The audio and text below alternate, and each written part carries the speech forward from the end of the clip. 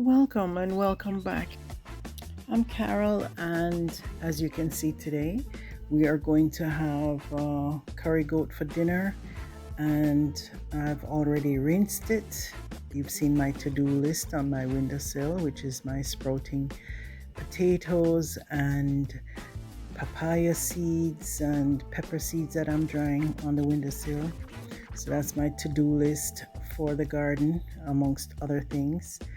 So I'm going to quickly run through seasoning this goat. So I'm cutting up this fresh scallion, all the fresh seasonings. So scallion, garlic, and ginger, Scotch bonnet, of course, sweet pepper, and I'll cut up the carrot later for adding to the pot later on. So as you can probably tell, for those who know, if you know, you know, I am team white rice with curry goat, or any curry chicken as well. I'm not opposed to rice and peas, but I am team white rice. So that's out of the way. We can move on. Yes, so I will grate the garlic and the ginger so I don't have any big pieces. And my dry powdered seasoning will include onion powder, seasoning salt, and a little curry. Not too much, but just to start off the flavor with that. Most of the curry powder will go into the oil before we add the meat to the pot. So on my agenda and on my mind is my garden. I'm hearing the birds chirping, so I am declaring it spring in my mind, in my own head. So I am just dying to get into the garden and start clearing and doing some work, and I want to take you along. So I'm just gonna get this all seasoned up, put it down, put it in the fridge to marinate for a while, and then I guess maybe my husband might get it started while I'm outside working. So stick and stay and come and chill out with me. You know, I normally cook a little fried chicken along with my curry goat dinner and coleslaw, but today I'm telling you, my garden is on my mind and my mind is on my garden. So the chicken that I've already seasoned, I am leaving that for tomorrow.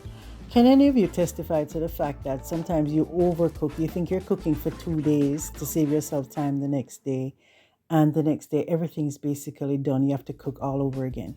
So listen, I am getting into this garden. I don't have time to waste in the kitchen today, so it's just straight curry goat and rice, fried chicken separately tomorrow.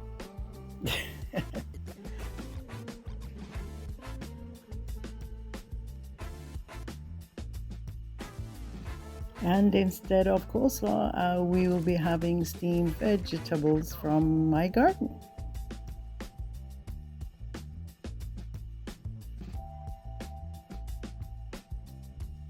Oh yeah, and I did add some black pepper to the seasoning.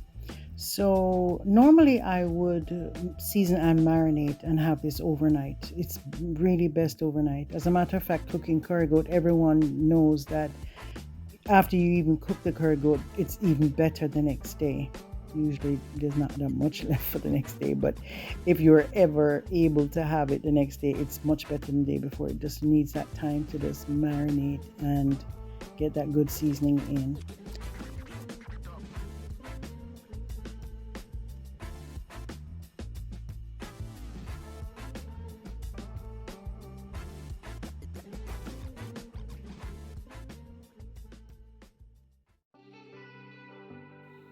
Okay, so hubby is starting the goat. So he has put some coconut oil in the Dutch pot.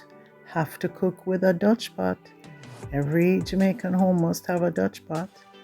It's the best way to cook your food and not have it burnt because it conducts the heat so much better than thinner pots. So yeah, get that coconut oil hot and add I would say for that amount of goat, maybe about 3 heaping tablespoons. But you know, this is our family, so we don't measure anything really. We just kind of what we call judge it. And so normally I would have browned a little garlic cloves, smashed some garlic cloves, and put it in that oil with the curry while it's going, but he forgot that on the plate behind him that I prepared with the carrot. So yeah, he put it in a little while, but that's just the difference. I would have done. He forgot. It came up still great, of course. That's not going to make a terrible difference.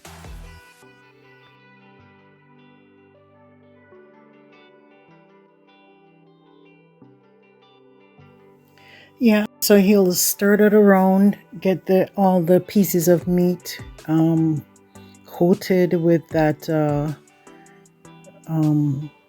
curried oil, and make sure it's well incorporated and mixed in, and then cover and let it spring its own juices for like 5 minutes. So it's kind of still on like medium high, and then it will spring its own juices. After that point, we'll just add a little bit of hot water from the kettle to the side of the pot, not drowning the meat, but just letting the water reach to about like what I would call the shoulder of the meat, so a little bit below the surface. And so it's not just boiling in water, but it's more simmering. And use hot water for this. Don't use cold water, you'll just kill all the flavor right away. So we'll just leave this to simmer on like a medium low, and check back in maybe 40 minutes, 45 minutes, and maybe add a little bit more water just to that shoulder point again, and leave it for another 30 minutes, and just keep letting it simmer, each time checking for tenderness. So maybe about a total of maybe an hour and a half. Keep checking once or twice during that time, and it should get tender. So I'll just finish cutting up these carrots into diamond cuts for when it's basically done, because carrots only need a few seconds, a few minutes to get tender in the goat once everything, and I'll thicken the gravy later. So let me hurry up and get this done so we can go outside.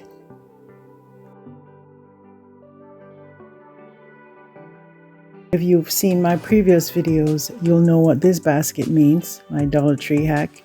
Yes, I got some greens from the garden and rinsed and washed. So finally we're here. And in the last video I showed how the freeze that Saturday night basically demolished all the sweet peppers that were at this south facing wall, which has survived through a lot of frost nights and days and stood up very well. But that last freeze just licked us for six, according to what we would say. So yeah, I cleared out all the old string beans and sweet pepper plants. There were a few sweet peppers that seemed to be okay in the root and the short stem, so I just snapped those, trimmed them down, and left them rooted. Everything else I uprooted and I cleared the mulch, and then I am considering, I think I'll leave these pepper seedlings for a little while, but I will do the string beans. And I think I have some cherry tomato seedlings that are ready to be planted out, so I'll probably do that in a few days. I'll still be watching the weather, of course. It is still the first week of February, and so we're expecting, I hear there might be another cold front coming down by the middle of the month. I'm just praying that everything will be okay. But nonetheless, the seedlings should be short enough.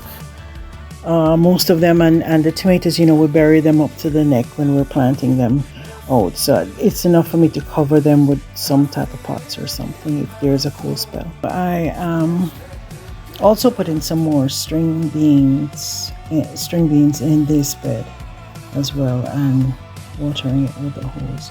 If you saw my last video, that faucet is still giving a problem. You guys didn't see where I was just shot in the face, and have my hair and everything just got wet with turning on that faucet. So my husband has to go take a look at that. So I'm glad I got to do what I wanted to do, I aimed to do in the garden. So I'm back in the kitchen. I put some rice on to steam, and I'm gonna start my stir fry. But the goat is almost there, nearly tender enough. So I'm adding the carrots and Scotch bonnet and everything. There was another Scotch bonnet that was cooking with it as well. And I'm stirring it around, but you'll see that I'm stirring and stirring, trying to find the one that was cooking in there. I lost it. It's probably all burst in there or something. Usually my husband ends up with it in his plate. Usually the last bite, that's when he discovers it. Anyway, I guess that's the way of keeping spice in your marriage.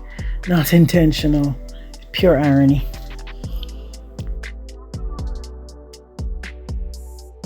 So last lap. Just the steamed veg. I'll start off with my garlic oil and get my carrots going, and for a few seconds before I add the greens, get the carrots tender first and just steam that out. I usually just add a little salt and a little sprinkle of sugar just to mellow out some of those flavors, and crushed pepper. I'll let the rice continue to boil on high until it reaches near the surface. Then I'll cover and turn it down to low and steam. So the meat is very tender now, and I will make a slurry, which is just a couple tablespoons of flour and water to dissolve it, and just tip that in and stir.